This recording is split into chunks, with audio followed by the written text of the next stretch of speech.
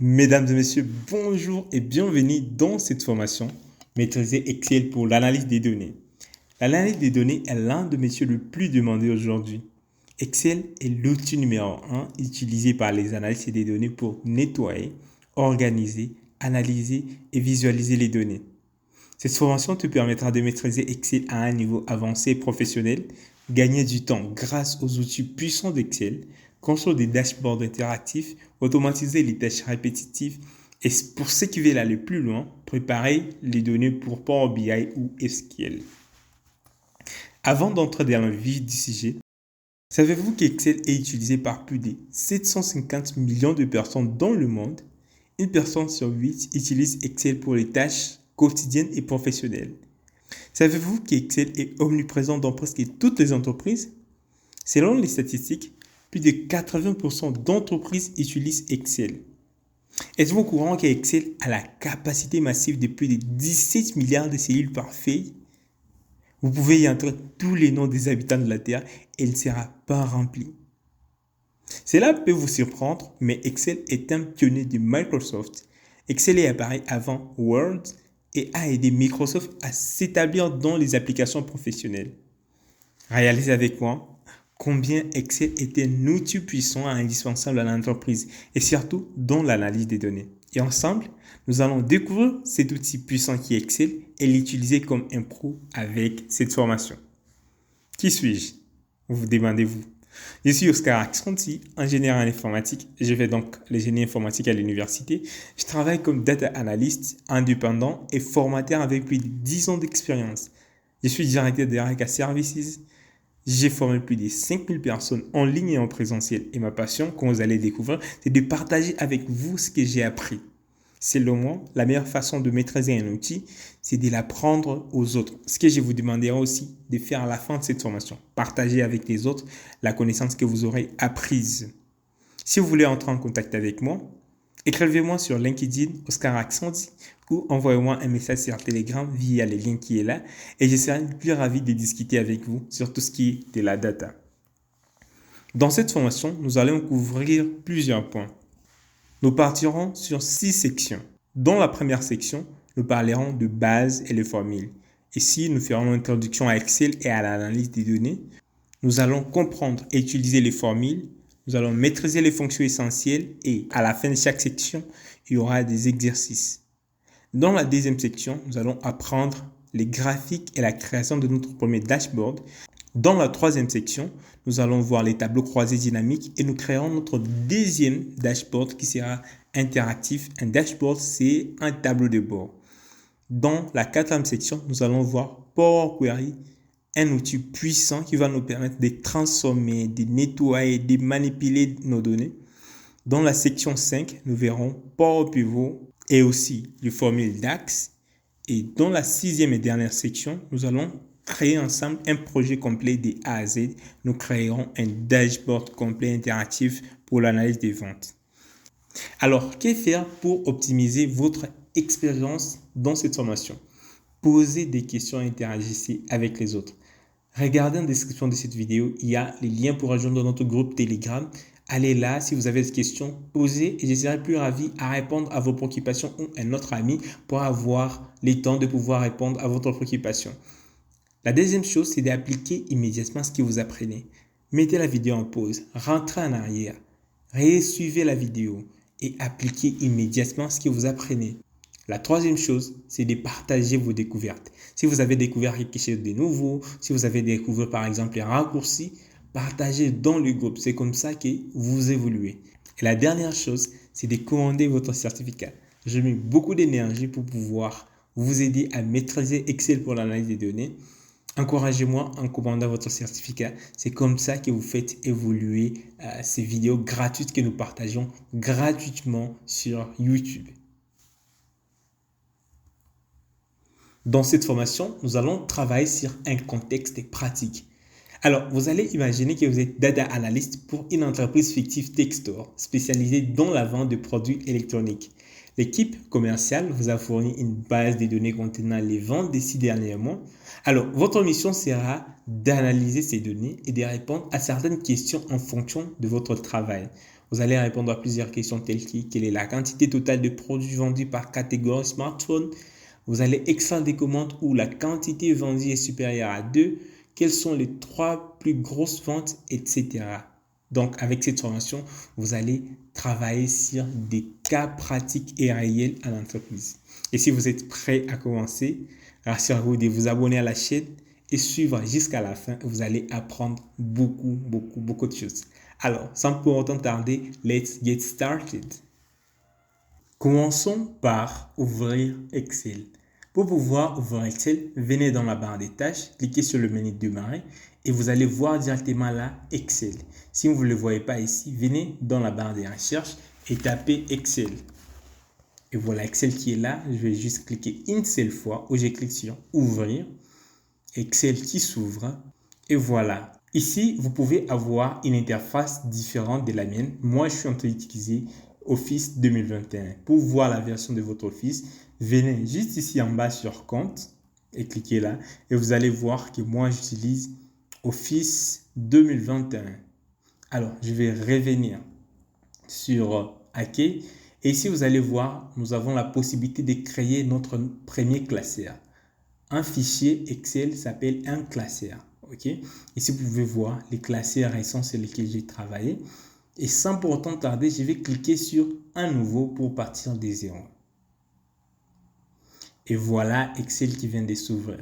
Si Excel est nouveau pour vous, rassurez-vous, avec cette formation, vous allez tout comprendre. Si vous êtes déjà habitué à Excel, il n'y a pas de problème. Peut-être il y aura des notions que je vais introduire que vous ne connaissez pas encore. Donc, suivez avec moi attentivement. Ici, juste en haut, nous avons notre barre des titres. Donc là, nous mettrons notre nom. Là, vous pouvez fermer le programme, agrandir ou bien réduire dans la barre des tâches. Ici, vous pouvez faire des recherches. Rechercher par exemple comment fusionner, comment faire quelque chose sur Excel. Vous pouvez rechercher là. Là, nous avons plusieurs menus que nous allons voir. Nous avons le menu Accueil, nous avons le menu Fichier, nous avons le menu Insertion qui nous permettra de créer des tableaux croisés dynamiques. Nous avons dessin, mise en page et beaucoup d'autres menus que nous allons voir. Et surtout le menu données qui nous permettra de pouvoir vraiment traiter nos données et les analyser. Nous avons aussi développeur et par pivot. Probablement, vous ne les avez pas, mais je vais vous montrer dans cette formation comment pouvoir activer ces deux menus ici. Alors, je vais commencer par le menu Fichier. Ici, dans le menu Fichier, vous avez la possibilité de pouvoir retourner et créer un nouveau classeur. Vous pouvez par exemple enregistrer votre classeur. Vous pouvez faire plusieurs choses, même venir dans Options. Si je viens dans Options, qu'est-ce que je peux voir là?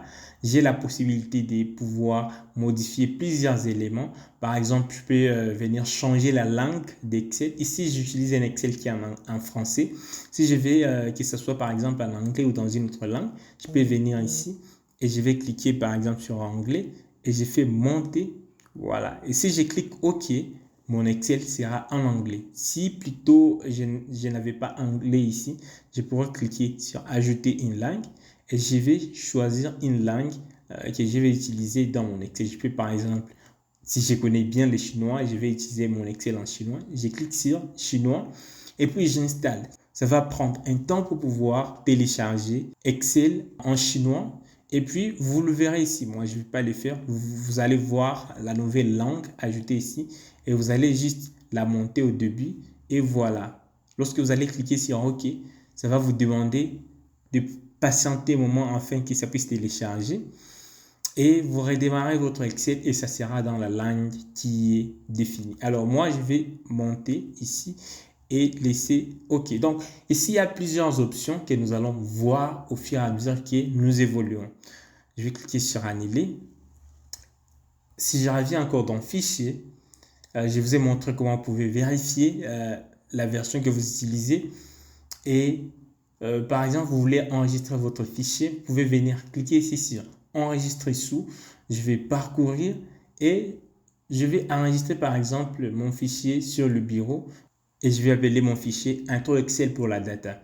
Et ici, je peux définir les types. Il y a plusieurs types de fichiers Excel que je vais vous montrer comment utiliser. Nous avons par exemple le fichier .xlsx qui est très courant. Nous avons les fichiers XLSM qui prend en charge des macros. Nous avons le fichier CSV. Donc, les amis, vous allez voir, je clique juste à côté sans rien modifier. Et aussi, si par exemple, je vais mettre un mot de passe sur mon fichier, je vais venir juste ici sur Outils et je vais cliquer sur Options générales et je vais taper mon mot de passe. 1, 2, 3 par exemple. Je clique encore là, je mets 1, 2, 3 et je clique sur OK. Encore, il me demande de mettre les mots de passe. Je mets 1, 2, 3. OK. Mot de passe encore. 1, 2, 3. OK. Et voilà, j'ai défini que je vais mettre au bureau par exemple. Si vous voulez mettre sur un autre emplacement, vous pouvez venir choisir là. Mais moi, je vais laisser au bureau et je clique sur Enregistrer. Et voilà le nom de mon fichier qui est là. Si je viens de fermer le fichier ici, vous pouvez le voir là, il y a mon fichier Excel que je viens d'enregistrer au bureau. Je vais juste double-cliquer ici. Et il y a Excel qui vient de s'ouvrir, mais mon fichier n'est pas ouvert. Il me demande de rentrer le mot de passe. Je vais appuyer sur 1, 2, 3, le mot de passe que j'ai mis. Vous aussi, vous pouvez mettre ce que vous aviez mis comme mot de passe. Je clique sur OK, je remets encore le mot de passe. OK. Et voilà mon fichier intro pour Excel qui vient de s'ouvrir. Alors, ici, je vous ai dit qu'il y avait deux menus. Là, nous avons notre feuille. Et notre feuille est constituée des colonnes et des lignes. Sur Excel, nous avons plusieurs colonnes. Pour pouvoir les voir, vous pouvez venir ici. Nous avons la colonne A, B, C, D. Nous évoluons jusqu'à même Z, A, A. Et si vous voulez arriver à la dernière colonne, je vais appuyer sur la touche CTRL et la touche de direction vers la droite. Et voilà, j'arrive à la dernière colonne qui est la colonne XFD. Si je vais retourner à la première colonne, je vais venir ici, qu'on appelle la zone nom. Je vais dire, je vais aller dans la colonne A, première ligne. Donc, j'ai fait A1 et j'ai fait Entrée. Et je reviens à la première cellule. Et si je vais aller à la dernière ligne, je vais juste venir faire CTRL et la touche de direction vers le bas. Et vous allez voir que j'arrive à la dernière ligne qui est la ligne 1 048 576. Si je vais revenir au début, encore je fais CTRL et la touche de direction vers le haut ou carrément là, je pourrais écrire A1. L'ensemble de toutes ces colonnes et toutes ces lignes, c'est ce qu'on appelle les cellules. Donc, une cellule, ici, c'est l'intersection entre une colonne et une ligne. Par exemple, ici, je suis dans la colonne F et la ligne 8. Et ici, dans la zone nom, il me dit que je suis dans la colonne F8. Si, par exemple, je vais aller dans la colonne, dans la cellule B5, j'écris ici B et 5 et j'ai fait Entrée. Et vous voyez, je suis dans la cellule B et ligne 5. Voilà. Et si je sélectionne plusieurs cellules ici, il me dit C4, mais nous allons voir comment vous pouvez nommer l'ensemble de plusieurs cellules et donner ça un nom que vous voulez. Et aussi, si je vais me déplacer dans mes cellules, je peux utiliser la touche des directions vers la droite pour aller à droite, à gauche pour aller à gauche, Entrée pour aller en bas. Et si je vais monter, je fais Shift et Entrée pour pouvoir monter. Ou je peux faire la touche des directions vers le bas ou la touche des directions vers le haut. Donc, les amis, vous allez comprendre que c'est vraiment facile. Ici, en bas, nous avons nos feuilles. OK? Donc, ici, j'ai la première feuille que je peux appeler Intro. Je peux créer une autre feuille que je vais, en appuyant sur le plus ici, et je vais appeler ça de base. Je peux créer une autre feuille que je vais. Avec Excel, je peux aller jusqu'à au moins 257 feuilles que je peux créer sur Excel. Voilà un peu l'interface d'Excel et nous allons ensemble commencer par analyser nos données. Pour pouvoir analyser les données sur Excel, vous devez avoir les données que vous allez analyser. Je vais retourner ici dans la feuille Intro et je vais aller ici dans la cellule A1 et je vais taper les données que je vais analyser. Au fait, normalement, un analyste des données n'est pas un opérateur de saisie pour pouvoir venir saisir les données ici. Des fois, les fichiers sont là déjà que vous allez juste utiliser pour pouvoir analyser vos données. Je vois la plupart de personnes me dire, Oscar, nous devons toujours commencer sur comment entrer les données. Ok, les amis, vous devez savoir qu'un analyste des données n'est pas un opérateur de saisie pour pouvoir taper les données ici. Ok, très souvent, nous avons des fichiers qui contiennent déjà nos données que nous allons commencer à analyser. Mais comme la plupart d'entre vous veulent apprendre comment on crée une base de données sur Excel, laisse-moi vous montrer comment on crée une base de données sur Excel. Alors ici, je vais commencer par entrer la date. J'appuie sur la touche tabulation de mon clavier pour passer à une autre cellule. Et là, je vais écrire par exemple ID commande. J'appuie sur tabulation. Et ici, je vais écrire produit.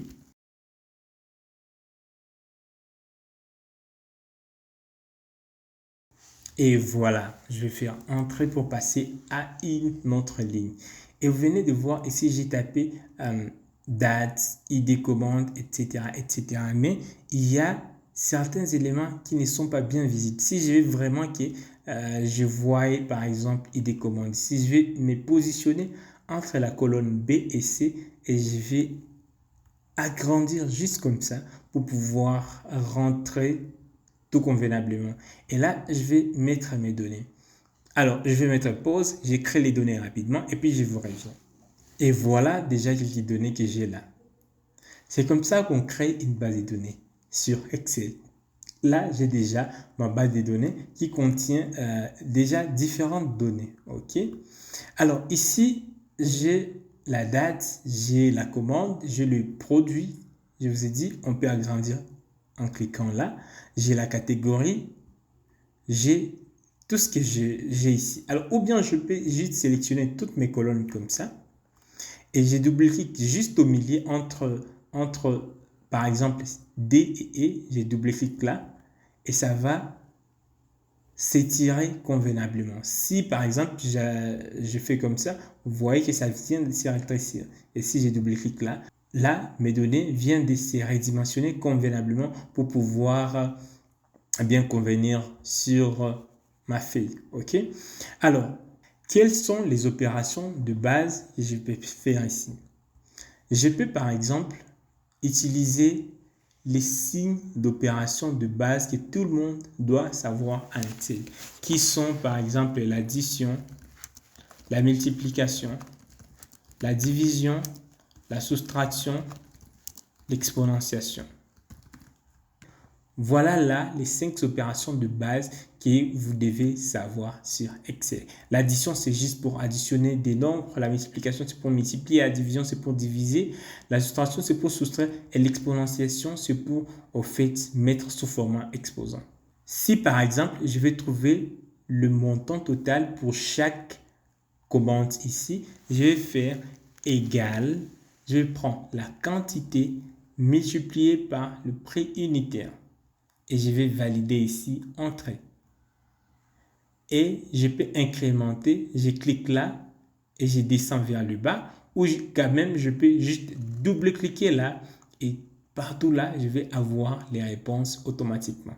OK? Si je veux savoir le montant total que je peux avoir ici, je vais utiliser l'addition.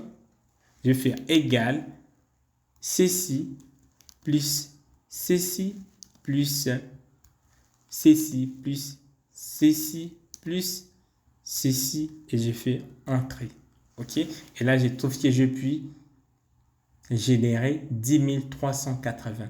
Disons que nous avions, pour générer ceci, nous avions dépensé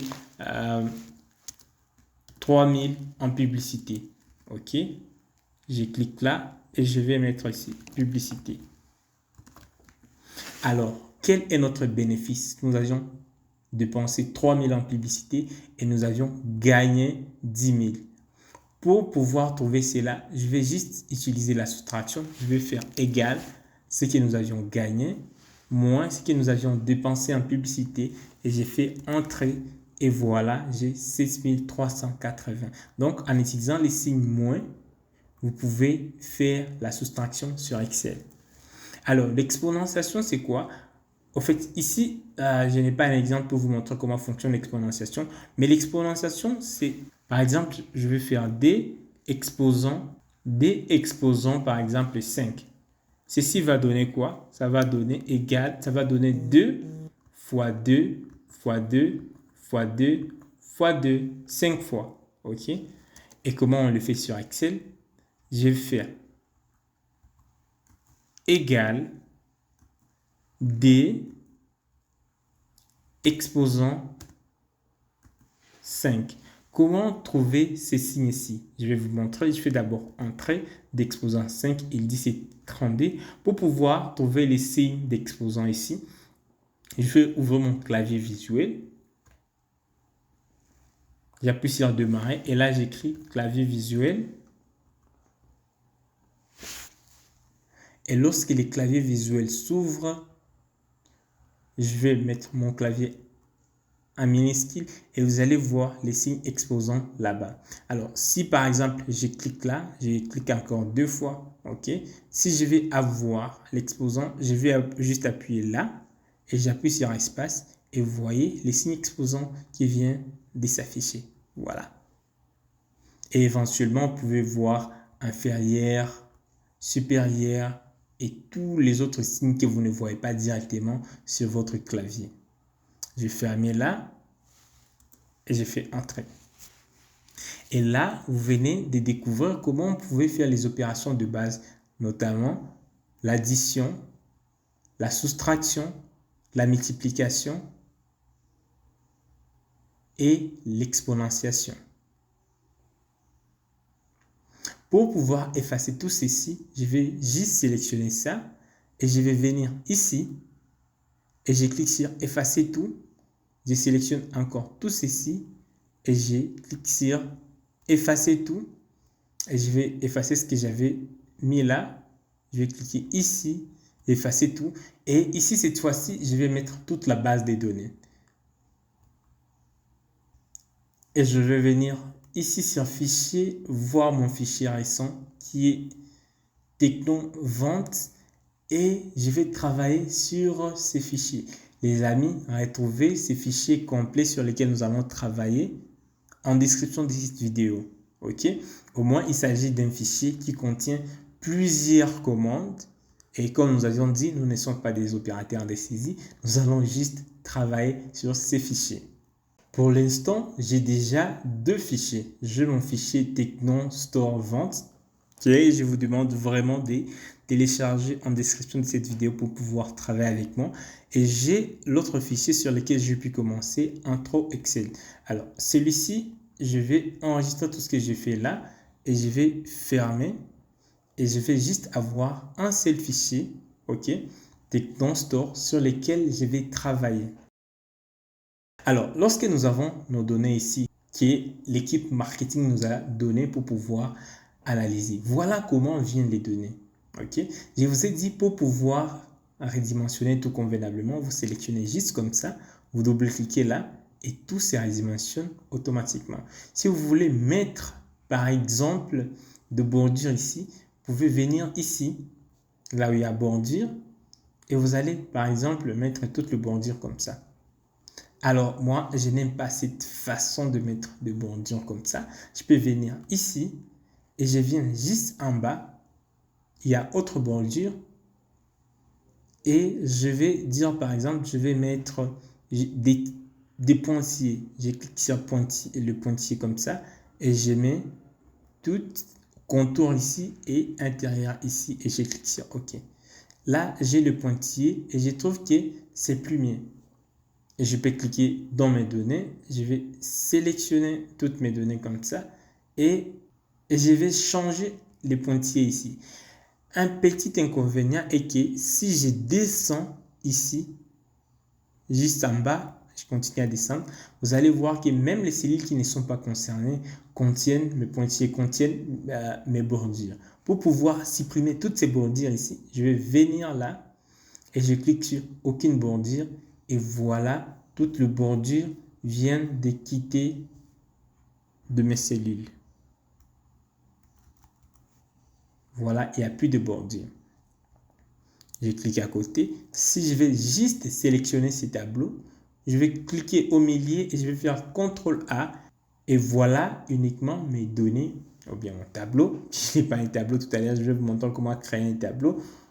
qui vient de se sélectionner. Alors, je vais encore revenir là, sur bordure. Je vais cliquer sur autre bordure. Et là, je vais mettre par exemple, toujours de pointillés comme ça. Je vais mettre contour à l'intérieur. Et là, je peux enlever juste ici. Donc, j'enlève tout ce qui est là. Et je clique sur OK. Et voilà,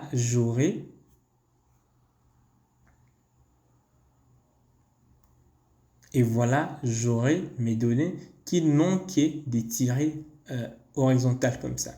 Je peux sélectionner l'entête ici et je vais mettre encore autre bordure et je vais cliquer sur, par exemple, je vais prendre ça et je clique ici en bas et je clique encore là et je clique sur OK.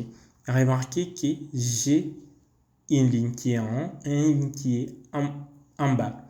Alors, si je sélectionne encore ceci, je peux changer, par exemple, la mise en forme. Je vais prendre le blic comme ça et je vais changer la couleur et je vais prendre, par exemple, le blanc. Et là, je peux agrandir largement. Et voilà mes données qui commencent à bien se présenter. Si je vais changer la taille de la police, je vais cliquer ici et je vais mettre par exemple Aptos. Je fais entrer et là, je peux changer la taille de la police en prenant par exemple 12 pour que ça soit plus visible. Si je vois que c'est encore pas bien, je peux sélectionner la première ligne et je descends jusqu'à la dernière ligne. Et quand je suis à la dernière ligne, je vais juste me positionner à l'intersection, disons, des 496 et 497 et je vais agrandir juste un peu comme ça. Et vous voyez, ça devient plus grand. Si j'ai réduit plutôt comme ça, tout devient plus petit. Et si j'agrandis comme ça, je descends comme ceci, tout devient plus grand. Et là, mes données deviennent plus visibles. Et là, je viens de faire la première mise en forme professionnelle de mes données. Mais si vous voulez bien, vous pourrez aller encore plus loin. Je vais créer une copie de mes données ici. Je vais faire bouton droit sur vente et je vais cliquer sur déplacer ou copier. Et je vais mettre en dernier et je vais cliquer ici sur créer une copie. Je clique sur OK. Donc, j'ai la copie de ces données. Vente, c'est la même chose qui est ici. Je vais faire vente 2. Je vais transformer ça sous forme d'un tableau. Pour transformer ça sous forme d'un tableau, je vais cliquer dans mes données et je fais CTRL A et je vais venir ici sur insertion et je vais cliquer sur tableau. Il me demande est-ce que mon tableau contient des entêtes. J'ai dit oui et je clique sur OK. Et là, je peux lui donner les noms, par exemple, mes ventes. Et je fais entrer. Voilà. Et chaque fois, quand je viendrai ici et je clique sur mes ventes, il comprendra que c'est ces tableaux que je viens de créer ici. Alors, pourquoi vous allez me demander pourquoi vous voulez travailler sur des tableaux et non par exemple les données ici?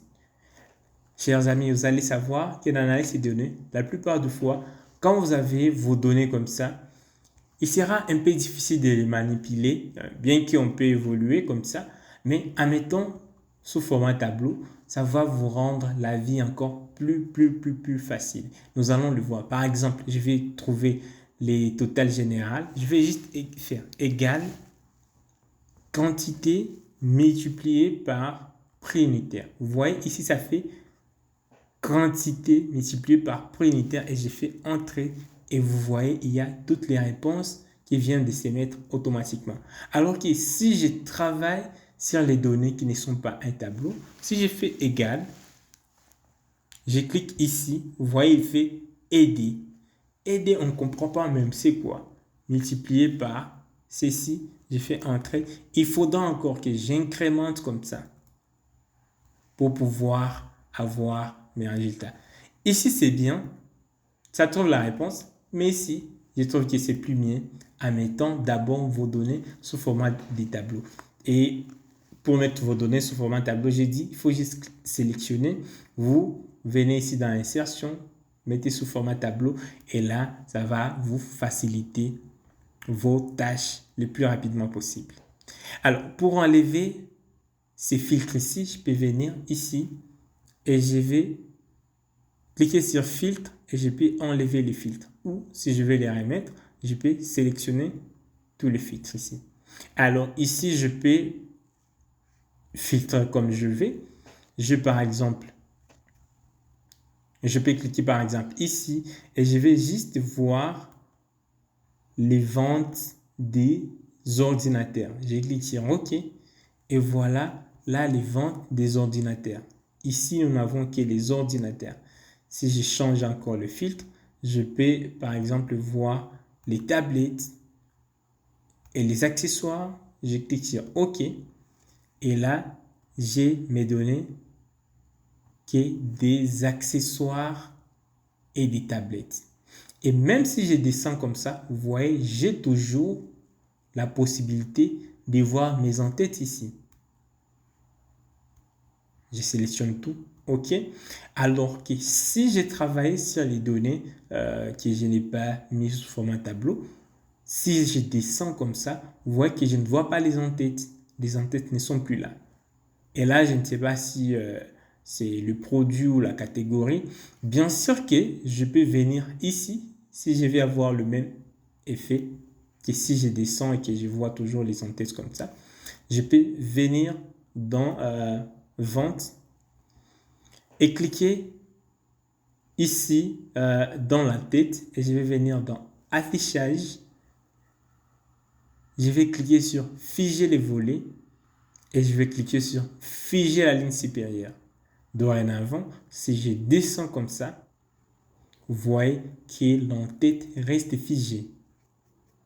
Voilà, nous allons évoluer avec Vente 2 et nous allons répondre à certaines questions que nous pouvons avoir sur notre base de données. À présent, voyons les fonctions usuelles que nous pouvons avoir sur Excel. Je vais retourner dans le menu Accueil et ici, par exemple, je vais trouver la somme totale de ce qui a été vendu. Ok, je vais faire la somme totale vente et je vais agrandir juste un peu comme ça ici. Et ici, je vais avoir la somme totale de tout ce qui a été vendu. Alors, pour trouver la somme totale de vente, je vais faire égal et je vais faire somme. Quand j'écris somme, il y a plusieurs sommes qui s'affichent ici. Et je vais vous montrer comment utiliser certaines de ces fonctions comme somme.si, comme somme.science. Je vais vous montrer ça comme somme prod. Mais double-cliquons d'abord sur somme. J'ai double-cliqué ici et je vais sélectionner ma colonne totale vente. Mais comme c'est déjà un tableau, si je me positionne juste ici, vous voyez, il y a une flèche noire qui s'affiche et je clique là et il me dit, dans la table de mes ventes, il va sélectionner la colonne totale vente en dollars. Et si je valide là, il me donne directement la somme totale de tout ce que j'ai vendu. Contrairement, si j'ai travaillé sur les données qui ne sont pas un tableau, ok, et que je vais trouver la somme totale des ventes. J'ai dit, je vais faire égal, somme, j'ai double-cliqué là. Mais si je viens ici, il n'y a pas la flèche noire. Donc, je suis appelé à sélectionner manuellement toutes mes données. Imaginons, vous avez de millions de lignes. Pour tout sélectionner, ça peut vous prendre assez de temps. Je vais cliquer sur OK et je vais avoir le même résultat. Et là, remarquez, qu'est-ce qu'il a fait? Je peux voir ici, il dit c'est la somme de la cellule GD jusqu'à G501. Ou aussi, je pourrais faire ceci. Je pourrais sélectionner toutes ces données ici. Pour pouvoir sélectionner ça rapidement, je vais appuyer sur la touche CTRL, SHIFT et la touche de direction vers le bas. Et voilà, c'est sélectionné. Et je vais appeler ça Total Vente sans mettre des espaces. Je fais Entrée. Donc là, je viens de nommer cette colonne Total Vente. Chaque fois, quand je viendrai ici et je viens Total Vente, mes ventes, c'était ça. Je vais plutôt revenir à sélectionner Total Vente que je viens de faire. Il fera référence à ça. Alors, je peux alors faire égal somme. Je sais que cette colonne s'appelle Total Vente. Je vais faire Total Vente. Vous voyez, il sélectionne ça automatiquement. Et j'ai fait Entrée et il trouve la même réponse. Donc, même si vous utilisez des données sans pour avoir nommé ça, sans pour avoir mis ça sous format tableau, vous pouvez toujours utiliser certaines techniques et stratégies pour pouvoir faire ça. Mais c'est plus mieux de mettre sous format tableau. Et rappelez-vous, je vous ai dit, pour mettre sous format tableau, vous sélectionnez vos données en faisant CTRL A, vous venez dans Insertion, vous cliquez sur Tableau, ou vous pouvez voir, il y a un raccourci pour transformer en un tableau, c'est CTRL L. Je fais CTRL L et voilà, il me demande est-ce que c'est un tableau. Je clique sur OK. Mais comme j'ai déjà un tableau ici, je vais juste cliquer sur Annuler, comme ça, je laisse ça sous format normal, sans tableau. Et ici, dans Vente D, ça sera sous format tableau. Comme ça, je suis en train de vous montrer la différence qui, quand vous travaillez sur des données qui sont sous format tableau, voilà, il dit que j'ai format tableau, mais ici, quand je clique là, il dit ça, ce n'est pas un tableau. Donc ici, nous avons des données qui sont juste normales. Ici, nous avons des données qui sont sous format tableau. Et nous allons évoluer avec les dés pour pouvoir voir cela. Ici, je vais changer les noms. Je vais mettre, j'ai double-clic là, je vais mettre vente tableau. Et là, vente normale. Je fais Entrée et nous allons évoluer. Après avoir calculé la somme, je peux par exemple trouver le minimum, la vente minimum que nous avions enregistré. Pour trouver la vente minimum, je vais faire égal min. Je double-clique sur la fonction minimum. Éventuellement, il y a min.science. Il y a par exemple plusieurs autres fonctions. Min A, je vais vous montrer par la suite. Je double-clique juste sur la première fonction et je sélectionne ma colonne là et je valide OK ou j'appuie sur Entrée. Il me dit la vente minimum est de 99. Ici, je vais faire égal. Je vais mettre alors la vente maximum. Maximum. Je vais faire égal max. Je double-clique là et je sélectionne ceci. Je fais Entrée. Il me dit le montant maximum que nous avons vendu était de 12 495. Et je peux vouloir savoir, nous avons combien de commandes ici. Je vais trouver nombre de commandes. Laisse-moi faire des commandes comme ça. Je vais faire ici, j'ai fait égal NB. Je double-clique sur la fonction NB et je sélectionne juste cette colonne. Donc, rassurez-vous de voir la flèche noire là. Parce que si c'est comme ça ne va pas sélectionner. Il faut avoir la flèche. Voilà, comme ça, il sélectionne toute la colonne Total Vente et j'ai fait Entrée et me dit nous avons 500 commandes. Laisse-moi revenir sur cette fonction NB. Qu'est-ce que ça fait? Ça essaie de compter dans chaque cellule ici.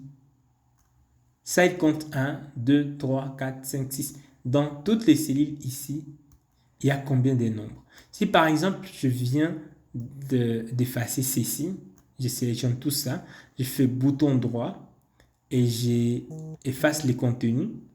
Vous voyez, il dit que dans cette colonne, j'ai 491 valeurs. Et si j'annule là, pour revenir là, j'ai plutôt 500. Cette fonction est très utile, NB. Il y a aussi une autre fonction qui s'appelle NBVal. OK?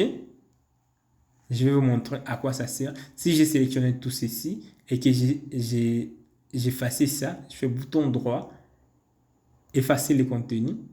Si je mets ici par exemple Oscar, il ne parvient pas à compter Oscar. Nous avons 494. Même si je n'ajoute papa, maman, c'est toujours 494. Si par exemple, je vais compter tous les noms, toutes les cellules qui contiennent au moins quelque chose, des cellules qui ne sont pas vides, je vais venir faire ceci. Alors, je vais faire égal NB et je descends juste là en bas, il y a NBVal. Je sélectionne toute ma colonne et je fais entrer. Remarquez la différence entre ici nous avons NB tout court, ici nous avons NB val. NB val, il fait quoi? Il compte le nombre de cellules qui contient au moins une valeur. OK? Et si je vais compter le nombre de cellules qui sont vides ici, je vais utiliser une fonction qui s'appelle NB.vide. D'accord? Je vais faire égal NB. Vous voyez que là, il y a une fonction qui s'appelle NB.vide. Je sélectionne ma colonne, je fais entrer et il me dit qu'il y a 3 cellules qui sont vides. Vous pouvez voir là, là et là. Et si j'efface cette fois-ci comme ça, voilà, il y a 6 cellules qui sont vides et voilà, nous avons la même chose. Je vais annuler pour pouvoir revenir, avoir encore mes résultats ici. Ou bien, je vais faire égal ceci multiplié par ceci. Je fais entrer. Ou je peux sélectionner tout ceci. Je vais faire égal ceci multiplié par ceci. Et je vais faire CTRL et entrer. Et ça va retrouver les réponses directement. Mais la différence est que, vous voyez là, il fait les F8 multiplié par F6. Si je voulais avoir la même chose, je pourrais juste venir là et double-cliquer là et tout est OK. Il n'y a plus des erreurs qui s'étaient affichées là. J'espère que vous venez bien de comprendre. Si par exemple, je veux voir chaque fois quelle fonction que je puis utiliser ici, OK, je peux venir là. Et je clique là et je vais effacer. Si je vais voir les fonctions que je peux utiliser, je peux utiliser une fonction qui s'appelle formule. Je fais égal, formule, texte, je double-clique là et je vais prendre ça et je fais entrer. Et vous allez voir, si je viens comme ça, si j'incrémente ceci, il me montre la fonction que je peux utiliser pour chaque cellule. Donc ça, c'est très important aussi, les amis. Si vous voulez voir les formules que vous aviez utilisées dans une cellule quelconque, utilisez juste la fonction formule, texte, et sélectionnez là. Et vous allez voir la fonction ou bien la formule que vous aviez pu entrer. Et là, nous venons d'apprendre les fonctions de base que vous devez savoir. Nous venons de voir la fonction somme pour calculer la somme, min pour calculer le minimum, max pour calculer le maximum, NB pour pouvoir compter le nombre de cellules qui contient des chiffres. Et aussi, on a vu NBVal qui compte le nombre de cellules qui contient au moins des valeurs, que ce soit des chiffres ou des textes. Et NB.vide pour pouvoir compter le nombre de cellules qui sont vides. Je vais créer une autre feuille. Ici, nous allons voir des fonctions logiques cette fois-ci. Pour parler de fonctions logiques, je vais utiliser une illustration et puis je vais revenir dans mes données ici pour pouvoir appliquer cela. Alors, comment nous allons faire? Ici, je vais mettre par exemple le prénom et là, je vais mettre les noms. Si je vais mettre les noms complets et là, je vais mettre sexe, âge, civilité et état. Alors, je vais remplir les données rapidement et puis je vais revenir. Et voilà, je viens de rentrer mes données. Je rentre les prénoms, les noms. Et là, les noms complets, je n'ai pas entré. J'ai rempli les sexes, âge. Je n'ai pas aussi rempli civilité et état. Je peux agrandir ici un peu pour pouvoir voir mon nom complet. Donc, vous pouvez mettre la vidéo en pause. Vous tapez ceci et nous évoluons ensemble. C'est fait? OK. Alors, ici, je vais avoir les noms complets. OK? Je vais concaténer nom, le prénom et les noms. Alors, pour le faire, je vais, par exemple, ici, pour Oscar Accenti, je vais juste venir faire Oscar Accenti. Et je vais faire entrer ici. Je fais juste CTRL et il me remplit les noms complets de ces autres éléments sans pour autant taper des formules. C'est ce qu'on appelle des flash files en Excel. OK? Je reprends. Et j'ai dit par exemple, j'écris ici Oscar. Je pourrais mettre par exemple même un tiret. J'ai fait Oscar accent ici. Et quand je vais faire juste contrôler la touche E, vous voyez, il comprend ce que je suis en train de vouloir combiner ces deux éléments et il me trouve les noms complets. Alors, je vais essayer un peu de faire une mise en forme et voilà, nous allons évoluer. Je vais sélectionner toutes mes données ici. Et ici, je peux même sélectionner comme ça. Okay. Là, je vais mettre en Aptos et je vais augmenter un peu la taille de la police à 12. Voilà. Alors, si je sélectionne mes données comme ça, je peux venir. Nous savons déjà qu'ici, on peut venir mettre les bordures. Et là, je vais mettre quel genre de bordure? Je vais mettre par exemple le pointillé, contour et intérieur. Et j'ai fait OK. Alors, je ne vais pas, par exemple, avoir des tirets comme ça au milieu. Je peux les supprimer. Pour les supprimer, vous le savez déjà, je viens ici, autre bordure, je clique là pour enlever les tirets qui sont au milieu. Je fais comme ça et c'est parti. Vous voyez que c'est plus ou moins bien. Alors, qu'est-ce qu'encore je peux faire? Je peux dire par exemple, je vais aussi enlever les bordures qui sont là et les bordures qui sont là. Et ici en bas, juste en bas, je vais mettre ces types de bordures et en haut, des types de bordures pareil. Et je fais OK. Et vous pouvez voir que c'est plus bien. Je peux faire la même chose ici. Je viens là, je clique toujours là et je vais mettre le type de bordure là et c'est bon. Alors, je peux sélectionner tout ceci et choisir par exemple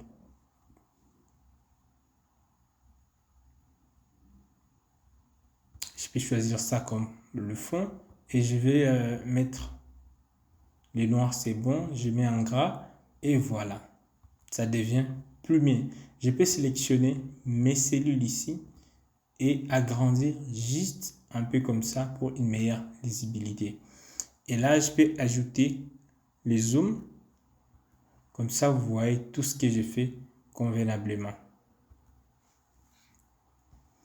Alors, qu'est-ce que je vais mettre ici comme civilité? Donc, je vais mettre si quelqu'un a un sexe M, donc il est monsieur. Si quelqu'un a un sexe F, donc il est madame.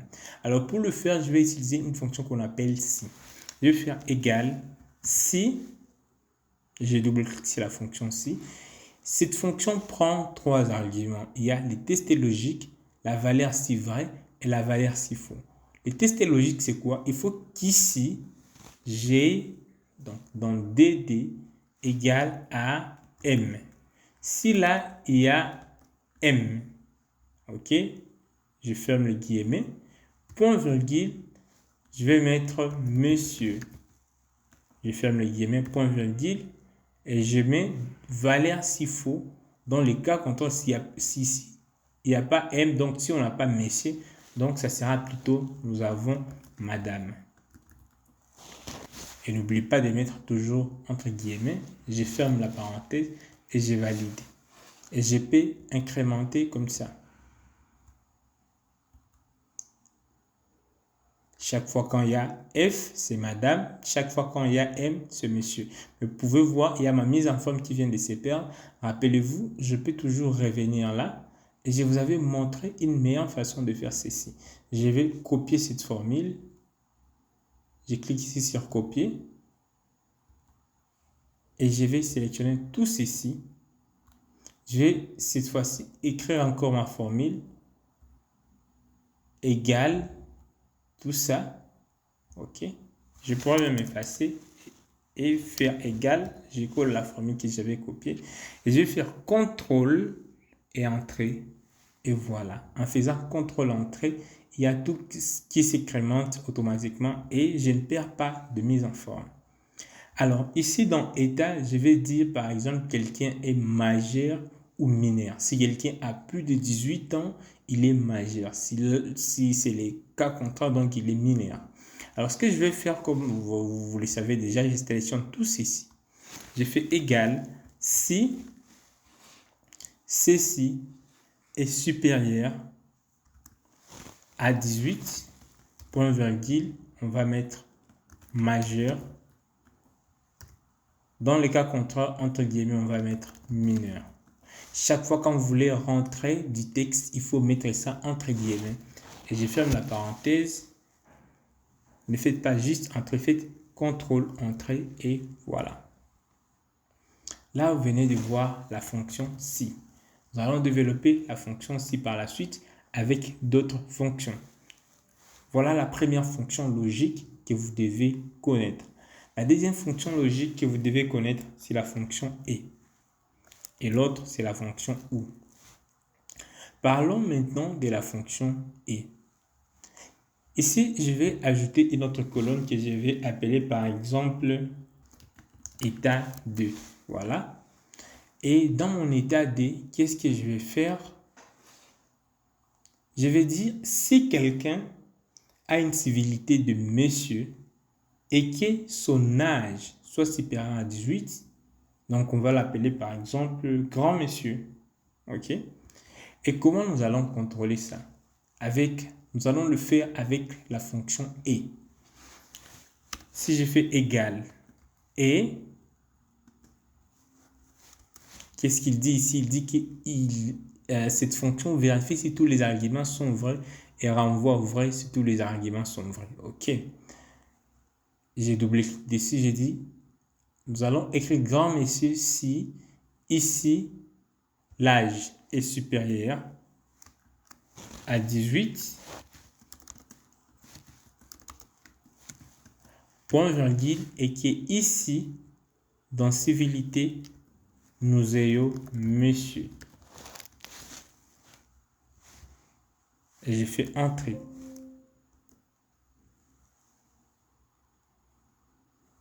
Alors, il a envoyé une erreur.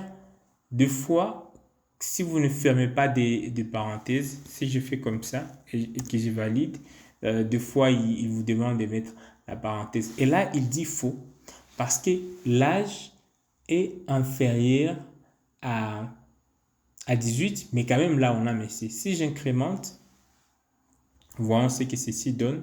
Si j'incrémente, vous voyez que partout, là où la condition n'est pas vérifiée, il dit faux. Donc ici, nous avons 25 et monsieur, il dit vrai. Là, il y a 14, monsieur, il dit faux. Voilà. Alors si, par exemple, alors je vais plutôt dire grand monsieur ou je dirais autre. OK. Qu'est-ce que je peux faire? Je peux sélectionner tout ceci. Laisse-moi encore copier là. Je vais juste sélectionner et je clique sur copier. Je sélectionne tout ceci. Je vais mettre égal si je vais coller ce que je venais de copier. Si tout ceci retourne vrai, donc, point virgule, donc là l'état c'est grand monsieur. Point virgule, dans le cas contraire, je vais mettre autre. Voilà. et je vais faire CTRL entrée, voilà. Et nous voyons déjà que nous avons 3 grands messieurs ici et ici et ici. Bien que celui-ci soit homme, mais comme il a moins de 18 ans, il rentre dans la catégorie ou dans l'état autre. Je vais agrandir comme ça et je vais parler aussi de la fonction ou. Imaginons nous voulons faire une promotion aux femmes et aux enfants. On va vérifier aux mineurs et aux enfants. On va donc vérifier si l'âge, ou bien on pourra même utiliser cette colonne état. On va vérifier si ici il y a mineur ou ici il y a femme. On va dire promotion ici. Sinon, on va dire pas de promotion. Laisse-moi mettre ici promotion. On va dire, on va utiliser la fonction ou. Je vais faire égal ou. Ou ici, nous avons femme, point virgule. Ou ici, nous avons mineur. Et j'ai fait entrée. Et si j'incrémente, remarquez que la fonction ou, parce que ici déjà nous avons mineur, il dit vrai. Ici nous avons majeur et monsieur, il dit faux. Donc il doit vérifier si l'une de ces conditions est vraie. Si il trouve que l'une de ces conditions que j'ai mis ici est vraie, et donc ça sera vrai. Sinon, si toutes ces deux conditions sont fausses, il va dire faux. Alors, je vais alors utiliser ce que j'ai fait là. Je vais sélectionner, copier. Je clique là. Je sélectionne tout ceci et je vais mettre dans une fonction si. Si tout ce que j'ai copié est vrai. Et donc, on va mettre promotion. Dans le cas contraire, on va dire pas de promotion. Donc, on ne va pas donner des promotions à ceux qui sont hommes et âgés de plus de 18 ans. Je ferme la parenthèse et je vais faire CTRL entrée. Et voilà. Alors, si je vais appliquer cette mise en forme ici aussi, je vais sélectionner là et j'applique la mise en forme. Et je peux sélectionner tout ce qu'il y a ici. Je clique sur reproduire la mise en forme et je passe la mise en forme là et ma mise en forme devient uniforme. Je peux agrandir là et vous venez de comprendre la fonction si. Cette fonction prend 3 arguments. Ici, la fonction ou. La fonction et prend autant d'arguments et ça doit vérifier si toutes les conditions sont vraies pour pouvoir retourner vrai. Et la fonction ou ne considère qu'une part, qu'un côté est vrai et il retourne vrai. Je peux faire la mise en forme conditionnelle. Je peux dire, par exemple, partout où ici où il y a, par exemple, majeur, je veux que ça soit en vert. Pour faire de mise en forme conditionnelle, je peux venir cliquer ici sur mise en forme conditionnelle, régler des surbrillance et je vais prendre texte qui contient. J'ai dit là, s'il y a majeur, il faut que les remplissages soient par exemple en vert. Voilà. Et je clique sur OK. Et partout, là où il y a majeur, nous avons un remplissage en vert.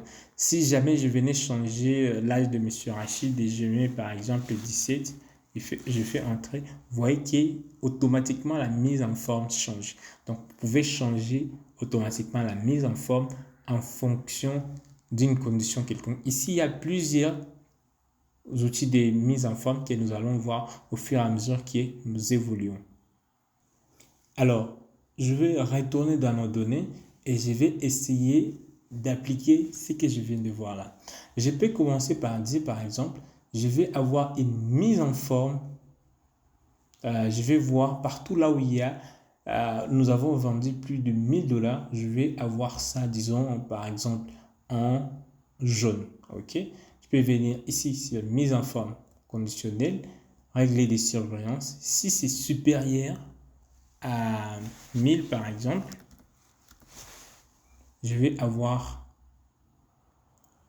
par exemple les jaunes avec les textes jaune foncé. Ok, partout où c'est 1000, vous voyez que nous avons du jaune. Et heureusement que partout c'est jaune,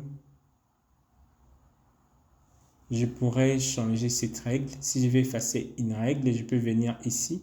Même ici, si je veux effacer une règle, je clique sur effacer les règles et je clique effacer les règles sur deux cellules sélectionnées. Voilà, et c'est parti. Je vais mettre plutôt mise en forme conditionnelle si c'est supérieur, disons, à 500. Voilà. Ou sinon, si c'est supérieur à 2500, c'est plus bien. Je vais mettre par exemple les textes en jaune comme ça. Et là, je peux repérer les totales des ventes partout là où c'est supérieur à 2500, juste en utilisant la mise en forme conditionnelle. Ici, je vais dire par exemple, je vais créer une classe. Je vais dire soit nous avons le premium, soit nous avons les standards. Si quelqu'un a acheté plus de 1000$, ok, nous allons dire qu'il est premium. Sinon, il est standard. Je vais insérer une autre colonne ici. Pour le faire, je vais sélectionner, disons, vendeur. Et je vais faire ici, bouton droit sur la colonne I. Et je vais cliquer sur insérer.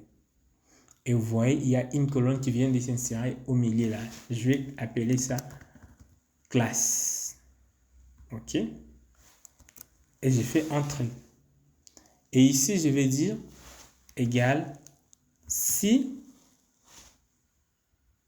je double-clique là, si les totales ventes est supérieur ou égal à 1000, donc nous avons la classe premium. Dans les cas contraires, donc nous avons la classe standard. Je ferme la parenthèse et je fais entrer. Et vous voyez là, il vient de dire partout là où il y a plus de 1000, nous avons la classe premium. OK? Essayons de dire ici, il y avait par exemple 1. Comme je moins de 1000, il dit que là, c'est standard. Et je peux ici filtrer facilement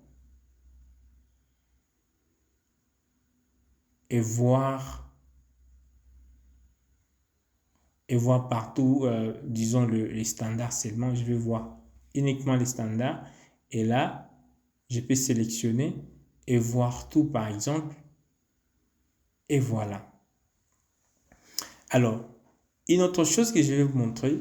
Ici, par exemple, je voulais que la classe vienne après vendeur.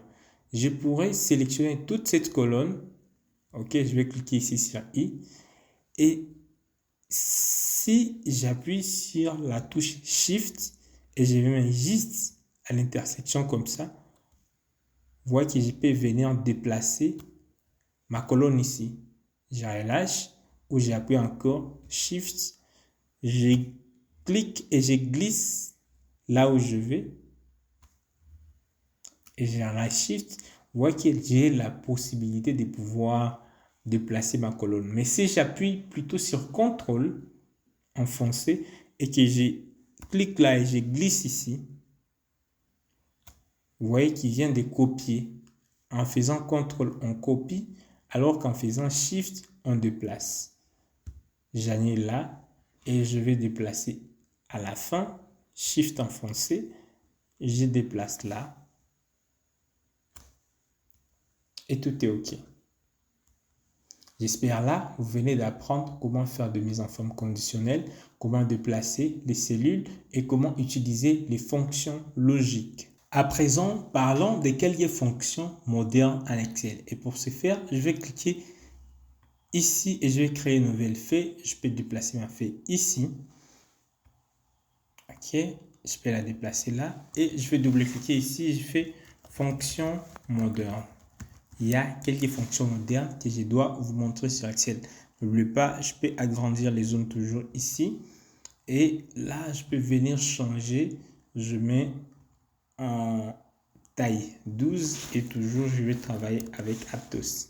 Alors, je vais parler de quelques fonctions modernes que certains d'entre vous connaissent déjà. Il y a par exemple la fonction séquence, il y a par exemple la fonction unique, transpose. Nous allons parler des trier et de filtres. Ok?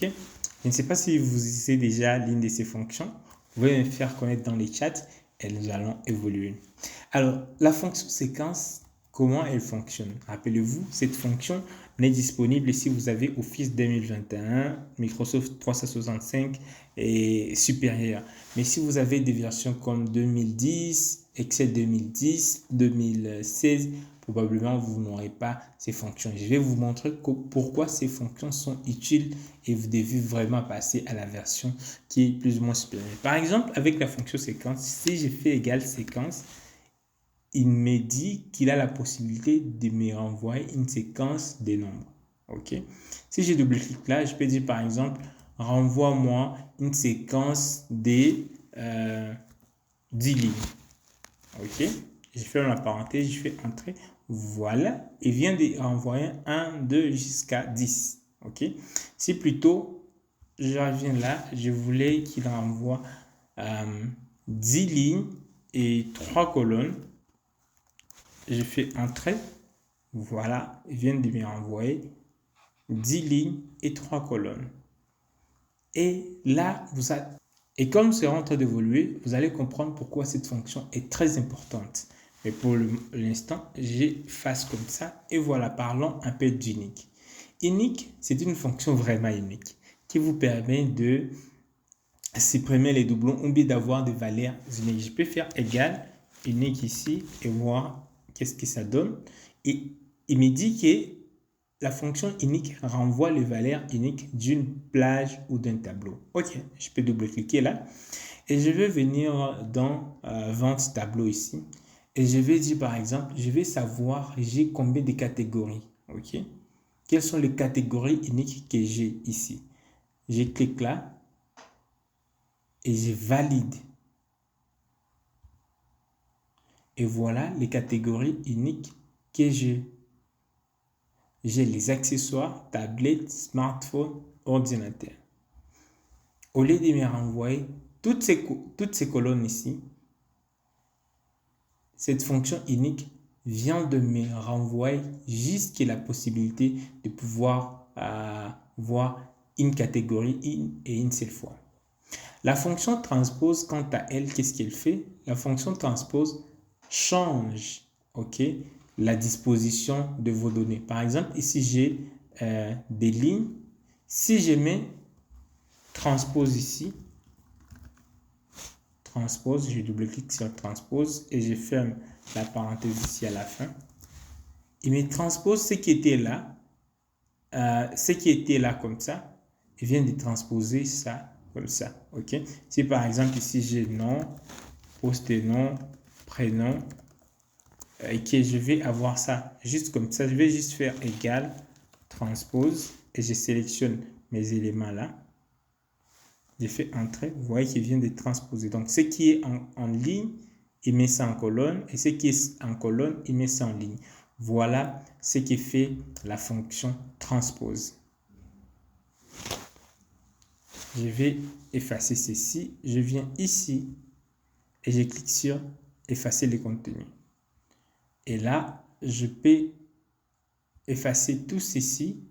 J'efface la fonction transpose. J'aurai à l'utiliser après. Et j'efface ceci. Je fais entrer. Je mets valeur comme ça. Alors, imaginons que par exemple, pour chaque catégorie, j'aimerais savoir combien j'ai gagné. Ici, je vais faire par exemple catégorie. Et là, je vais mettre montant. Je vais savoir les montants total de revenus pour chaque catégorie. Alors, pour ce faire, je vais utiliser une fonction qui s'appelle somme. Si je vais faire égal somme.si. Et cette fonction additionne des cellules spécifiées selon un certain critère. Cette fonction a 3 arguments. Nous avons plage, critère et somme. C'est quoi la plage? Ok. Où est-ce que nous avons les accessoires. Je vais venir ici et dans catégorie, je vais sélectionner toute cette colonne catégorie. Je vais mettre point virgule ici, point virgule, les critères de ma fonction. Je reviens ici dans fonction moderne. Il faut que je clique là. C'est ça mon critère accessoire. Et puis la somme plage, je vais faire point virgule. La somme plage, je vais venir encore ici et je vais venir sélectionner les totales ventes. Et je ferme la parenthèse. Voilà la formule que j'ai. Somme si dans catégorie, c'est ça la plage. Critère, c'est ce qui se trouve ici. Et là, la somme plage, c'est celle-ci. Et j'ai fait entrer. Et voilà. Il me dit quoi? La somme totale de tous les accessoires, c'est des 169 052. Et je peux incrémenter là. Et voilà, j'ai les montants total pour chaque catégorie. Je peux faire comme ça. Et je mets ici en blanc. Et là, c'est plus clair. Donc, en utilisant cette fonction, somme.si, vous pouvez déjà avoir cela. Voilà. Et là, nous avions utilisé la fonction unique. Si vous avez des questions, si vous avez des préoccupations, n'hésitez pas à me faire connaître directement dans le groupe de discussion ou en description de cette vidéo. Aussi, je peux vouloir, par exemple, laisse-moi refaire encore ceci. Je vais cette fois-ci faire ici catégorie et je vais mettre, je vais savoir le montant total vendu pour chaque catégorie et je vais vouloir savoir les montants total vendus pour chaque catégorie et par vendeur. Ok, donc là j'aurai catégorie et ici j'aurai vendeur. Alors, comment je vais faire? Si je vais renvoyer toutes mes catégories ici, nous avions dit, je vais juste faire égal, unique, et je vais venir dans le tableau, je sélectionne ma catégorie, et je fais entrer, il y a mes catégories qui sont là. Si je vais avoir le vendeur, je vais faire aussi égal, unique, je viens ici dans vente, et je vais sélectionner la colonne vendeur. Je fais entrer et voilà tous mes vendeurs. Nous avons Emma, Charlie, Alice, Grace, Anna, Franck, David et Bob. Alors, je vais savoir pour chaque catégorie, ces vendeurs ont vendu combien. Et je peux transposer ceci. Nous savons déjà la fonction transpose. Je la mets juste devant la fonction unique. Je double-clique et je mets la parenthèse là. Je fais entrer. Et voilà tous mes vendeurs qui sont là. Et alors, je vais savoir dans la catégorie accessoires, Emma a vendu combien. Dans la catégorie tablette, Emma a vendu combien. Donc, pour chaque catégorie, je vais savoir chaque vendeur a vendu combien. Alors, pour pouvoir résoudre ce problème, ce que nous allons faire, nous allons utiliser une autre fonction. Ici, on a utilisé la fonction somme.si. Ici, nous allons utiliser la fonction .science. En fait, la fonction si, somme.si, nous l'utilisons quand nous avons un seul critère. Mais la fonction somme.si.ans, nous allons l'utiliser quand nous avons plusieurs critères. Ici, nous avons le premier critère et ici, nous avons le deuxième critère. Et si on avait éventuellement les troisième et les quatrième, on pourra utiliser cette fonction. Alors, comment elle fonctionne? Je vais faire égal somme.si.ans, je double-clique là. Bien que la fonction somme.si et somme.science ne sont pas des fonctions modernes, mais quand même, je les utilise pour pouvoir illustrer ce que peut faire ces quelques fonctions ici. Alors, je vais faire égal, je sélectionne ma plage, il me demande la plage des sommes, je vais venir sélectionner ici dans total. Rassurez-vous de sélectionner total et pas cliquer sur G Voilà, si je clique sur G, il y a vente. Mais si je sélectionne comme ça, ok, il y a mes ventes. Donc, je me rassure qu'il n'y a que ça ce qui est sélectionné. Voilà la somme de plages. Je vais faire point virgule, les critères. Les critères, il faut ici qui est là sur catégorie. Je reviens ici, point virgule, je vais mettre, voilà. Je fais encore point virgule, il me demande la plage D. Je vais venir encore ici, je sélectionne vendeur, point virgule, et les critères pour cette deuxième plage, je reviens encore là, et je mets ceci. Et alors, je vais valider entrée. Mais avant de valider entrée, je vais me rassurer que quand je vais incrémenter vers la droite, la colonne D ici, voilà, la colonne D ici ne doit pas bouger, je mets $. Et quand je vais incrémenter vers le bas, il faut que la ligne 8 ici ne bouge pas. Je vais mettre aussi $. $, comme ça. Et voilà, je peux fermer ma parenthèse ou carrément je pourrais sélectionner tout ceci. Je vais faire ceci, je vais sélectionner tout ceci, je vais cliquer ici sur couper, voilà, je me rassure d'avoir sélectionné tout ceci, voilà, pour avoir la réponse d'une manière automatique. Je sélectionne tout ceci et là je vais faire CTRL V. Alors je vais faire CTRL entrée et voilà, pour chaque personne je viens d'avoir les montants total qu'il a vendu. Et si je sélectionne tout ici, je peux voir le total général qui est de 11 90 770. Si je viens ici, aussi que je sélectionne là, ouais, non, c'est plutôt ici, je sélectionne ici, vous voyez, j'ai le même montant, 11 90 770. Alors, essayons de voir cette fonction trier. Ok, je vais effacer ceci. Vous voyez qu'ici, j'ai mes éléments qui sont ordonnés selon, je sais pas, il n'y a pas, ce n'est pas bien trié. Je peux trier ça en faisant égal trier. Ok, et je vais sélectionner ça. Index, je vais mettre 1, donc j'ai une seule colonne et je vais trier selon l'ordre, soit croissant ou décroissant. Si je mets décroissant, je double-clique là, je fais entrer, vous voyez, il vient de se trier selon l'ordre décroissant. Si j'ai mis ici plutôt 1, il vient de se trier selon l'ordre croissant. Donc voilà ce que je peux faire avec ça. Et ce qui est bon, vous pouvez par exemple récupérer ce tableau ici, je fasse tout ça.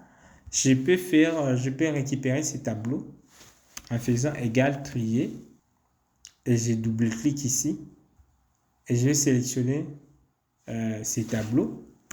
Donc, l'index, je vais trier en fonction de la première, deuxième colonne. Je mets 2 pour signifier la deuxième colonne.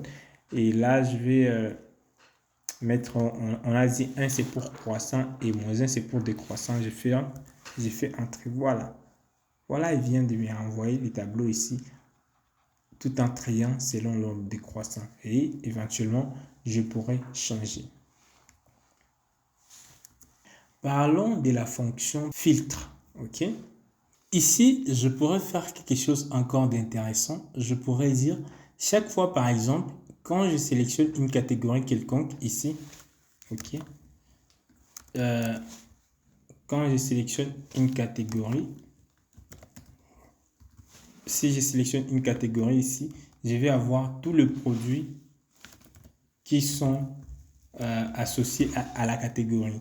Alors, pour avoir cette possibilité de pouvoir sélectionner, je vais créer ce qu'on appelle les menus déroulants. Et pour ce faire, je vais venir ici dans Données et puis je vais cliquer ici sur Validation des données. Je clique juste là.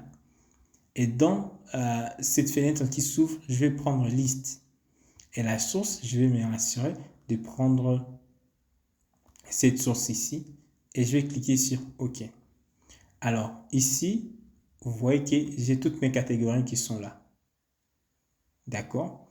Alors, je vais dire, si je sélectionne par exemple accessoires, il faut que j'ai tous les accessoires ici. Si je sélectionne par exemple téléphone, que j'ai tous mes téléphones ici. Alors là, je vais utiliser la fonction filtre. Je vais faire égal filtre. J'ai double-clic dessus, j'appuie sur tabulation. La table, je vais venir ici et sélectionner mes produits qui doivent être envoyés. Point virgule, et qu'est-ce qu'il doit inclure? Il doit inclure catégorie. Et catégorie doit être, et doit inclure catégorie. Catégorie, je me rassure que c'est bien sélectionné catégorie là. Et catégorie doit être égale à ce que j'ai sélectionné là. Et je ferme la parenthèse, je fais entrée. Voilà, il vient de me sélectionner tous les produits qui sont ici. Je peux mettre unique pour voir uniquement. Voilà, je fais comme ça, je vais voir le produit unique. Donc, dans smartphone, nous avons Galaxy et iPhone 14. Si je mets par exemple accessoires, voilà ce que j'ai dans accessoires. Dans ordinateur, voilà ce que j'ai dans ordinateur. Donc, en utilisant la fonction filtre, on peut filtrer en fonction de quelque chose qu'on met là. Et voilà les quelques fonctions modernes que vous devez connaître ici. Je vais revenir encore sur les fonctions logiques. Nous avons aussi quelques autres fonctions modernes, logiques, que nous pouvons utiliser. Par exemple, la fonction 6.condition et 6.multiple, que nous allons voir dans les lives. Vraiment, ne manquez pas et posez vos questions. Je vais vous montrer comment utiliser ces deux fonctions modernes et qui sont logiques, qui peuvent nous aider à faire encore beaucoup d'autres choses. Rassurez-vous d'être dans le groupe de discussion et rejoignez les lives de demain soir. Nous allons évoquer ceci. Maintenant, parlons d'autres fonctions. Il y a d'autres fonctions qui sont très nécessaires que vous ne devez pas ne pas savoir en tant qu'analyste des données. Je crée une autre feuille et je vais faire les fonctions de recherche. Voilà. Nous avons les fonctions de recherche. Nous avons les fonctions date et heure. Et il y a plusieurs autres fonctions que vous devez connaître. Et je vous ai mis ici en description de cette vidéo toutes les fonctions nécessaires que vous devez savoir en tant qu'analyste des données. Donc, la première fonction à savoir, c'est la fonction recherche V, recherche X, index, équipe. Donc, toutes ces fonctions, rassurez-vous de maîtriser ces fonctions. OK? J'espère que je vais faire une série de vidéos où je vais vous montrer pour chaque groupe de fonctions comment les utiliser. Mais quand même, on a déjà vu pas mal de fonctions. Nous avons parlé des uniques, nous avons parlé des triés, nous avons parlé des filtres, des transposes. Donc, on a parlé de certaines fonctions ici. S'il y a des fonctions que vous ne devez pas manquer savoir, voilà là les 10 fonctions que vous devez savoir. On a parlé des sommes .6, donc naturellement aussi moyenne P6, .6.11 peut aussi exister si nous avons somme.6.11, moyenne.6.11 doit aussi exister. Donc, voilà les fonctions que vous devez savoir en tant qu'analyste des données. Nous avons vu certaines de ces fonctions. Laisse-moi parler rapidement de la fonction recherche X. Je vais parler aussi des dates diff et rassurez-vous de ne pas manquer dans les lives et vous allez retrouver ces différentes fonctions bien expliquées. Et aussi, je vous ai mis une autre vidéo en description où je parle en détail de toutes ces fonctions de recherche que vous devez savoir. Tout ce qui est recherche X, recherche V. Voilà, vous pouvez regarder en description de cette vidéo. Vous allez voir toutes les fonctions de recherche en Excel que vous devez savoir. Il y a deux vidéos. Dans la première vidéo, je parle des recherches, recherche V et recherche H. Et dans la deuxième vidéo, je parle des index, équipe et recherche X. Les amis, vous voulez devenir analyste des données, apprenez ces fonctions. Surtout celle-ci, recherche X, parce qu'elle substitue toutes ces autres fonctions. Cela étant dit, essayons de commencer avec recherche X. Qu'est fait recherche X? Comme son nom l'indique, il nous permet de rechercher. Par exemple, je peux avoir ma base de données là et j'ai par exemple la commande 007. Ok, j'ai ici la commande, je vais encore agrandir, comme ça vous voyez bien. Je reviens ici. La commande 007. Ok, j'ai cette commande 007. CMD. Voilà, CMD 007. Je vais savoir les détails par rapport à cette commande. Qui l'a vendu? Quel est le vendeur qui a vendu, ok, cette commande? Et c'était quelle date? Et c'était donc tout ce que je vais savoir sur cette commande ici. Je vais chercher les vendeurs, je vais chercher la date et je vais chercher les noms de ce produit. Ok. Alors, comment je vais faire? Je vais utiliser la fonction rechercher X, qui est une fonction très utile qui substitue presque toutes les autres fonctions, que ce soit recherche V ou recherche H ou recherche. Donc, c'est une fonction qui englobe presque toutes ces autres fonctions. Et c'est pourquoi je vais me focaliser là-dessus. Alors, ce que vous devez faire, je vais faire égal recherche. Voilà les fonctions là que je vous disais, mais je vais utiliser recherche X. La valeur que je suis en train de rechercher, c'est celle-ci. Ok. Je mets point virgule. La table des recherches. Dans quelle table elle va trouver commande 7? Je vais venir ici et vous allez voir commande 7 se trouve dans cette colonne ici, dans cette table. Voilà. Alors, ici par la suite, il me demande quelle est la table qui doit être renvoyée. Je vais renvoyer les vendeurs, n'est-ce pas? Ok. Vendeur se trouve où? Ici. Je sélectionne vendeur. Et je ferme la parenthèse et je valide entrée. Est-ce que j'ai sélectionné vendeur? J'ai plutôt sélectionné classe, c'est pourquoi il met premium. Mais ici, je peux venir voir cette colonne s'appelle comment? Celle-ci, table renvoyée. Je vais prendre vendeur. Voilà, ça c'est bon. Et voilà que le vendeur c'est grâce. Si je vais voir la commande 00 0100. Donc, il n'y a pas une commande qui s'appelle 0100. Si je vais voir la commande 005, c'est Charlie qui a vendu ça. Alors, si jamais je tape quelque chose, une commande qui n'existe pas, je vais ici, au lieu de mettre des erreurs, je vais que ça écrive la commande n'existe pas. Je vais retourner dans ma fonction et vous voyez, il y a un autre argument qui s'appelle si non trouvé. Je vais faire point virgule, si non trouvé, j'ai dit pas disponible par exemple, pas disponible. J'ai fait entrée. Et si jamais je mets par exemple la commande 1000, je vois il n'y a pas de commande 1000. Commande 0087 et voilà, c'est grâce. Alors, si je vais voir la date que cette commande a été effectuée, je vais utiliser encore cette fonction rechercher X. Je vais faire égal rechercher X. La valeur dont nous sommes en train de chercher, c'est celle-ci. Dans quelle table on va trouver ça? Je viens ici et je sélectionne là. Point virgule. Quel est le tableau qui doit être envoyé? C'est la date. Si non trouvé, je peux ou ne pas mettre. Je fais entrer et voilà. Il me dit que c'est le 21 mars 2021. 24. Et c'était quel produit? Je fais la même chose. Rechercher X.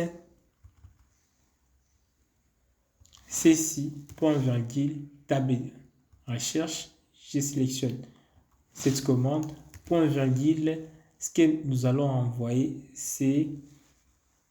qu'est-ce que nous allons envoyer ici? C'est les produits, les noms du produit. Je sélectionne les noms du produit. Et je ferme la parenthèse, je fais entrer et voilà. Donc chaque fois quand j'entre une commande quelconque,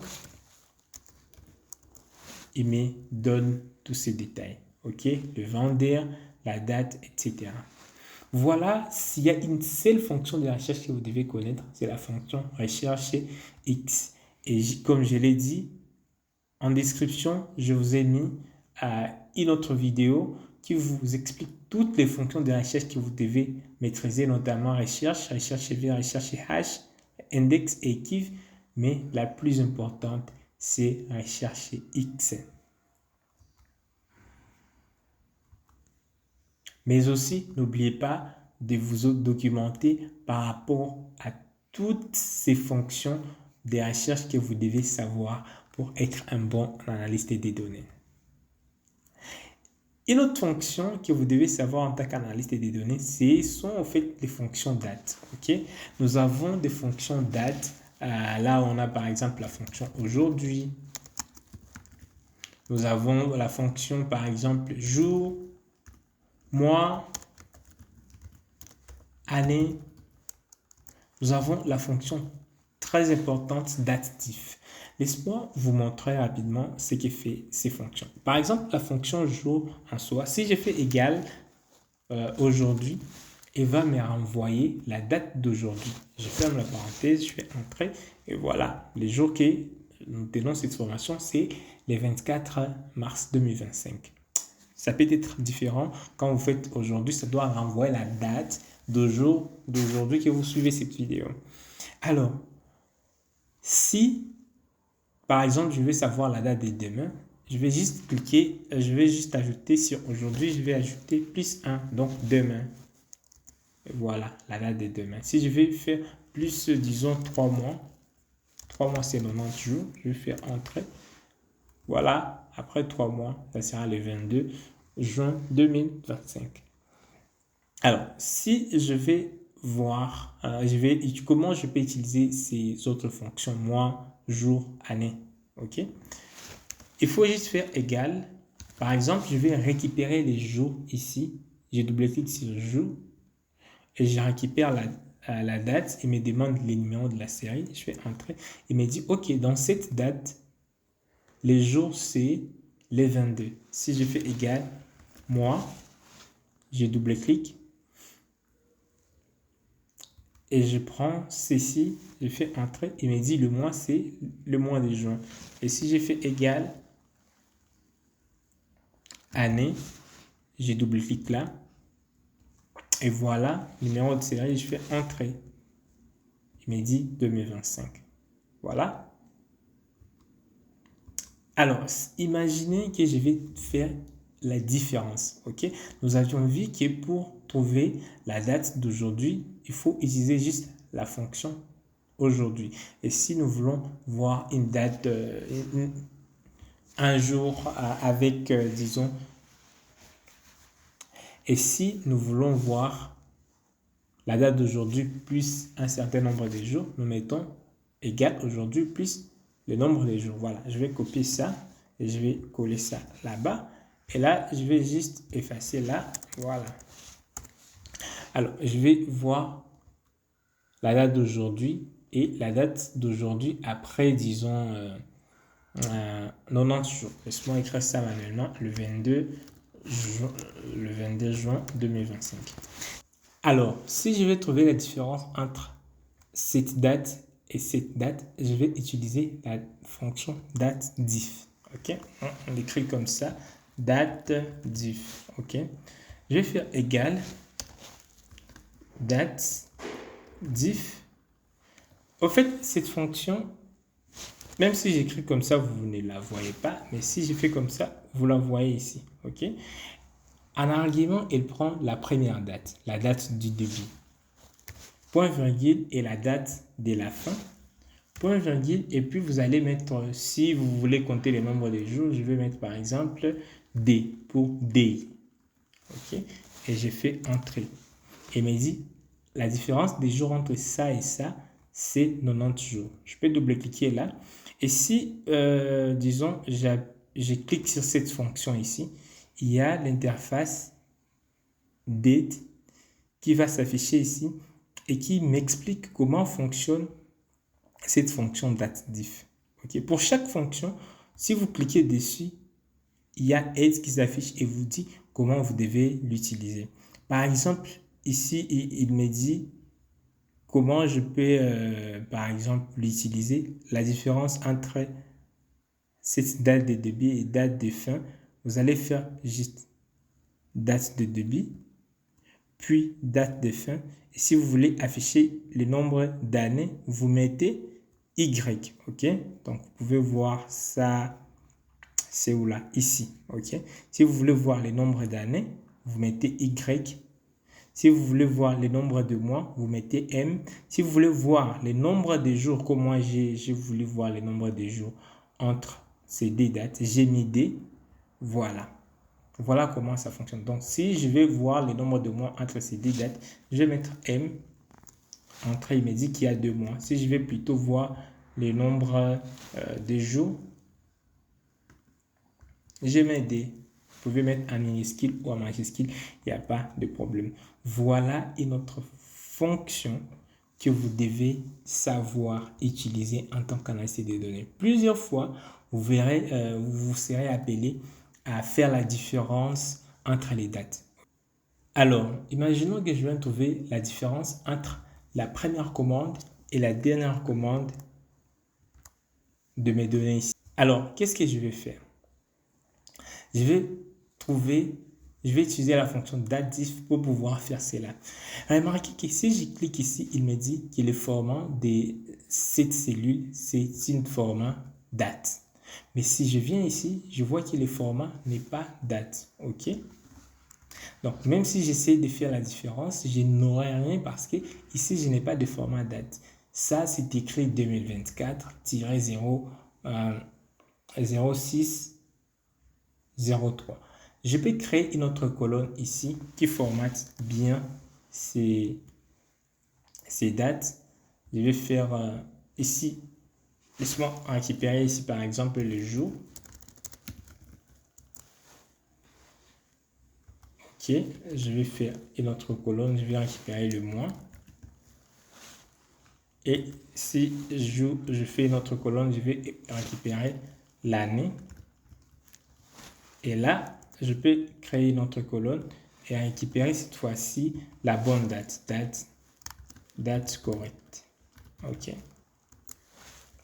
Alors, comment je vais faire? Si je vais récupérer les jours, nous savons déjà, je vais juste faire jour. Je sélectionne ça et il me donne le nombre de jours. Si je vais récupérer le mois, je vais faire mois. Et il me donne le mois.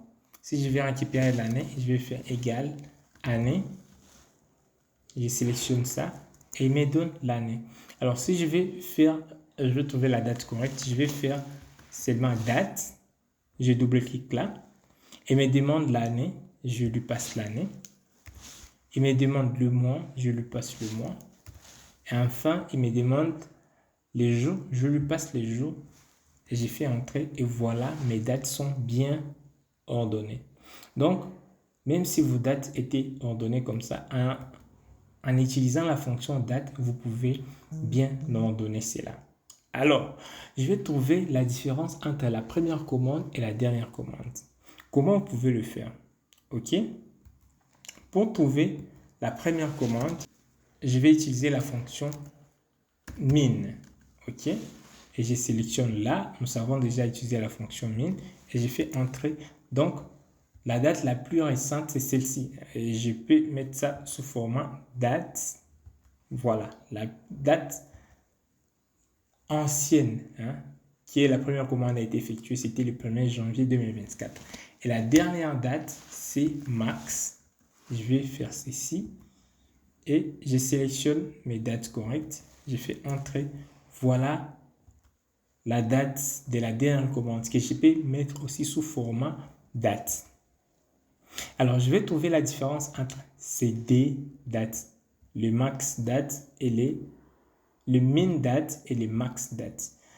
La différence entre la première commande et la dernière commande sera donc égale à date diff.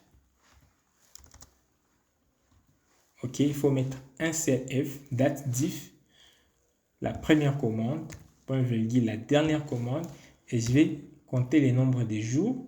J'ai fait D, nous savons déjà ça, j'ai fait entrer et il me dit il y a 180 jours. Et ici, éventuellement, je pourrais dire, ici, je savais qu'il y avait, ici, il y a min, je peux copier ça, copier,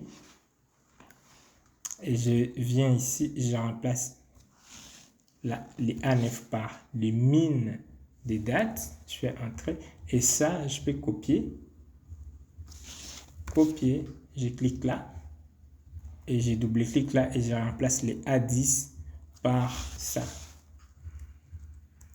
Et là, je peux supprimer ça, et j'aurai, voilà, ceci. Donc, j'ai ma date la plus ancienne et ma date la plus récente et je compte le nombre de jours. Voilà. Voilà comment je peux compter la différence entre la première commande et la dernière commande. Et voilà donc, nous sommes à la fin de cette première session. Place aux exercices. Vous allez regarder en description de cette vidéo, vous allez retrouver les fichiers d'exercices et vous allez les télécharger et vous allez faire les 3 exercices que j'ai prévus pour vous pour vraiment mettre en place et en pratique tout ce que nous avions fait. Ok? Et vous allez soumettre cet exercice et je vais corriger ce que vous aurez fait via les liens qui est envoyé encore en description de cette vidéo. Voilà. L'exercice consiste à faire quoi? Vous avez la même base de données sur laquelle j'ai travaillé. Et ici, il y a la première question où je vous demande de lister tous les vendeurs. Puis, vous allez lister tous les vendeurs ici. Les vendeurs qui sont là, vous allez les lister ici. Vous allez renvoyer la région qui est assignée. Donc, pour chaque vendeur, par exemple, on a Emma. Vous mettez Emma est du sud. Charlie est de l'Est, etc., etc. Donc, vous allez utiliser les fonctions que nous avions vues. Vous allez trouver les nombres de ventes effectuées. Ok? Ici, vous allez utiliser la fonction nb.si. Ok? Vous allez voir, vous allez vous documenter ou bien regarder dans la vidéo que j'ai fait comment utiliser la fonction nbsi pour résoudre cette question. Et ici, les chiffres d'affaires, vous allez utiliser la fonction somme.si. Nous avions déjà fait ça. L'exercice numéro 2 consiste à répondre à ces quelques 10 questions. C'est très simple. Là, tout le monde doit absolument réussir. Et les derniers exercices consistent juste à reproduire ce que nous avions fait. Il suffit juste, ici, nous avons les noms et les régions. Il suffit que je vienne mettre les noms ici. OK? Et j'ai la région ici. Donc, vous allez refaire cette liste déroulante en sélectionnant les prénoms qui sont là pour que je puisse les avoir ici. Et chaque fois quand quelque chose est sélectionné, vous renvoyez ça ici. Et vous devez utiliser la fonction rechercher X. Voilà les exercices que vous allez faire pour pouvoir mettre en place en pratique tout ce que nous avions fait aujourd'hui. Sinon, merci d'être arrivé à la fin de cette vidéo. Si vous avez appris beaucoup de choses, rassurez-vous d'être abonné à la chaîne. Posez en commentaire ou dans le groupe de discussion toutes les questions que vous avez pu rencontrer. Et on se retrouve demain pour la prochaine vidéo. Et si vous avez encore le temps, vous pouvez suivre la vidéo qui s'affiche là juste pour compléter cette leçon d'aujourd'hui. Merci et à demain.